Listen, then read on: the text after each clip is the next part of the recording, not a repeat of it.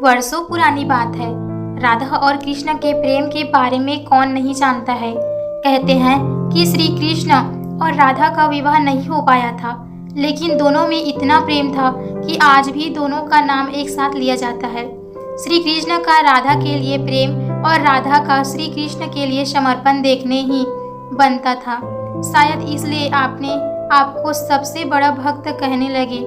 नारद मुनि को राधा से जलन होने लगी थी। यह बात श्री कृष्ण अच्छी तरह से जानते थे। एक दिन राधा के बारे में बात करने के लिए नारद मुनि श्री कृष्ण के पास आए। यह बात श्री कृष्ण को पता चला कि जैसे ही नारद मुनि वहां पहुंचे तो श्री कृष्ण उन्हें देखकर अपना सिर पकड़कर बैठ गया। नारद मुनि ने श्री कृष्ण से पूछा कि क्या हुआ प्रभु, आप ऐसे अपने सिर को पकड़कर क्यों बैठ गए। श्री कृष्ण ने कहा, हे नारद मुनि, मेरा सिर दर्द कर रहा है। नारद मुनि ने कहा, प्रभु इसको दूर करने का उपाय क्या है। तभी श्री कृष्ण ने कहा, अगर मैं अपने सबसे बड़े भक्त का चरणामृत पी लूं तो इसे दूर किया जा सकता है। तब नारद मुनि सोचने लगे कि सबसे बड़ा भक्त तो मैं ही हूँ, लेकिन अगर मैं अपना चरणामृत दूंगा तो मुझे नरक जाने के लिए जितना पाप लगेगा, मैं प्रभु को अपना चरणामृत नहीं दे सकता।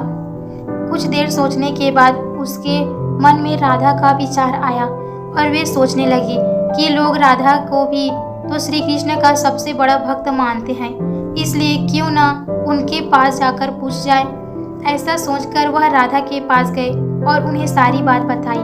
राधा ने जैसे ही सुना, एक बर्तन में अपने पैर धोकर चरणामृत नारद मुनि को देते हुए कहा, हे मुनिराज, मुझे नहीं पता कि मैं उनकी कितनी बड़ी भक्ति हूँ, लेकिन मुझे यह पता है कि श्री कृष्ण को अपना चरणामृत देने में मुझे नरक में जाने जितना पाप लगेगा और मुझे नरक जितनी यातना सह करनी पड़ेगी।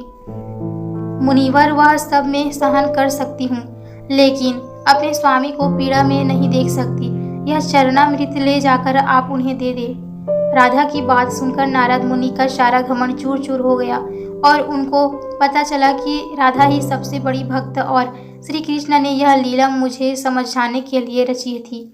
जब नारद मुनि राधा के पास से वापस आ रहे थे तो उनके मुख से केवल राधा के नाम से ही धुन सुनाई दे रही थी।